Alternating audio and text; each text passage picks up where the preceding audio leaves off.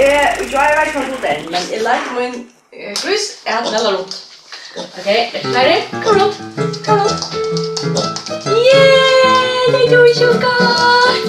Det går så gott när man blir sugen. Och så får jag veta. Hallå, hallå. Yeah, du är så Rakul och härlig svinkisen. Är det Rakul? Är du det?